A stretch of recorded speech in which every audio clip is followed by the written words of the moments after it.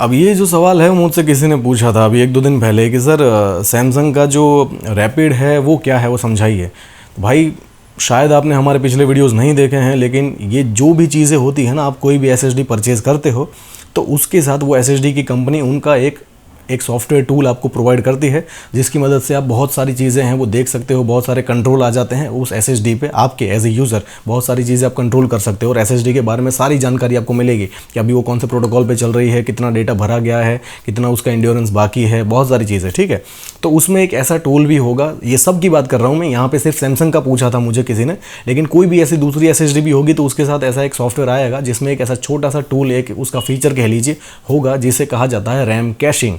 ठीक है, RAM caching क्या है ये नहीं समझाऊंगा यहाँ पे, ऑलरेडी वीडियोस बना चुका हूँ पास्ट में जाके देख लीजिए, समझ लीजिए। लेकिन बेसिकली कैशिंग किया जाता है तो आपकी एसएसडी का परफॉर्मेंस इससे बूस्ट किया जाएगा। आप कोई भी एसएसडी लगाते हो और उसके साथ उसका जो वो टूल है वो यूज़ करके रैम कैशिंग करते हो तो उस रैम का थोड़ा सा पोर्शन है वो बोरो किया जाएगा और उसको एज एसएसडी की कैश मेमोरी बना दिया जाएगा। ठीक है, रैम कैशिंग का मतलब है कि रैम का थोड़ा सा पोर्शन रैम को एसएसडी की कैश मेमोरी बनाना, और एसएसडी कैशिंग का मतलब होता है कि एसएसडी का जो थोड़ा सा पोर्शन है उसको जो हार्ड ड्राइव है उसकी कैश मेमोरी बना देना, ताकि ये सारी चीज़ें करके ना जो हमारा स्लो डिवाइस है उसको हम फास्ट बनाने की, उसका परफॉर्मेंस इंक्रीज करने की बात करते हैं। ठीक है, तो एसएसडी कैशिंग में क्या किया जाता है कि जो स्लोअर डिवाइस है यानी कि हार्ड ड्राइव उसका परफॉर्मेंस बढ़ाया जाता है एसएसडी की मदद से, और रैम कैशिंग में क्या किया जाता है कि जो हमारा स्लो डिवाइस है यानी कि रैम से जो स्लो डिवाइस है एसएसडी उसका परफॉर्मेंस बढ़ाया जाता है कहीं ना कहीं रैम का यूज़ करके। तो आप सबको पता होगा कि रैम की जो स्पीड होती है वो इस दुनिया की किसी भी एसएसडी से कहीं गुना ज़्यादा होती है। ठीक है, और इसलिए ऐसा किया जाता है। तो ये टेम्पररी सॉल्यूशन है, इसको आप परमानेंट भी ना समझें। इसको आप अगर इनेबल करोगे तो 1 GB ऑफ स्पेस आपका रैम में से बोरो किया जाएगा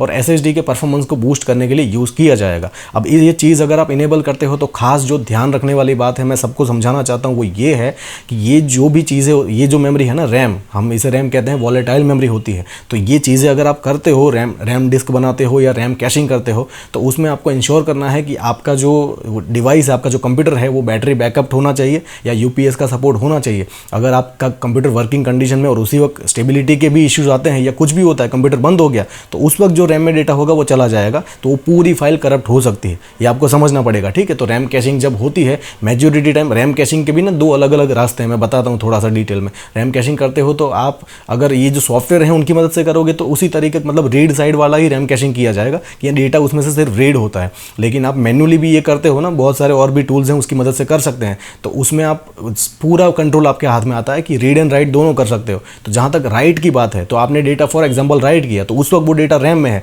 एसएसडी में भरा नहीं गया। ठीक है, तो नॉर्मली आप अगर प्रॉपर्ली शट डाउन करते हो, जैसे कि लाइट चली जाती है और ऐसा कुछ नहीं होता, स्टेबिलिटी का इशू भी नहीं है, तो नॉर्मली जब शट डाउन करोगे ना तो जो डेटा रैम में है उसे एसएसडी में ले लिया जाएगा या हार्ड ड्राइव में ले लिया जाएगा, जो भी आपने किया होगा। लेकिन अगर आपने ऐसा कुछ नहीं किया और लाइट चली जाती है तो जो डेटा वहाँ पे है ना वो चला जाएगा। ठीक है, मतलब रैम में जो भी डेटा होगा वो लॉस हो जाएगा। तो ये चीज़ें आपको खास ध्यान रखनी पड़ेगी। रैम कैशिंग, एसएसडी कैशिंग, ये थोड़ा सा इनसे परफॉर्मेंस बूस्ट होता है लेकिन थोड़ा सा कॉम्प्लिकेटेड भी हो जाता है। ठीक है, और एसएसडी कैशिंग के मामले में तो ये चीज़ नहीं होती, क्योंकि एसएसडी है वो नॉन वॉलेटाइल है, मतलब उसमें सारा डेटा परमानेंटली रहेगा। लेकिन रैम है वो वॉलेटाइल मेमोरी है, उसमें सब कुछ लॉस्ट हो जाता है जैसे ही पावर चला जाता है। तो आप ये रैम कैशिंग और ऐसा कुछ कर रहे हो तो ये इंश्योर कर लो कि आपका सिस्टम में बैटरी बैकअप है, यूपीएस लगा हुआ है, स्टेबिलिटी का कोई इशू नहीं है। अगर इस वक्त कुछ ऐसा होगा तो हो सकता है डेटा करप्ट हो जाए, हो सकता है कई बार एसएसडी भी करप्ट हो जाती है। मैंने ये ऐसे रेयर केसेस भी देखे हैं, बहुत ही वर्स्ट और बहुत रेयर हैं, लेकिन ऐसा होता है। तो इन सारी बातों का ध्यान रख के रैम कैशिंग, एसएसडी कैशिंग कुछ भी करते हो तो ये सारी बातें पता होनी चाहिए। सिर्फ कर मतलब आपने सुना कहीं से और आपने कर लिया, ऐसे नहीं,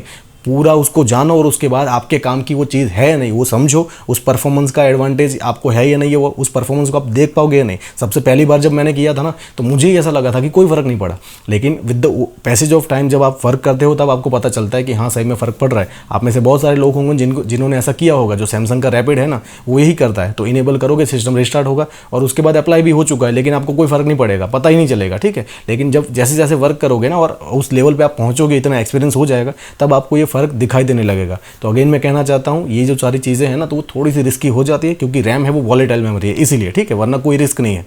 तो आपका डेटा करप्ट ना हो जाए, बस उसका ध्यान रखना है। और सारी चीज़ें सोच समझ के, अच्छे से समझ के कोई भी चीज़ करो ना कंप्यूटर के साथ, तो सब कुछ समझने के बाद अप्लाई करना चाहिए, ताकि आपका लॉस ना हो, डेटा लॉस ना हो जाए। ठीक है, आई होप समझ में आ गया होगा, लेकिन फिर भी कोई क्वेश्चन है तो पूछिए, I will definitely answer you. Thank you so much.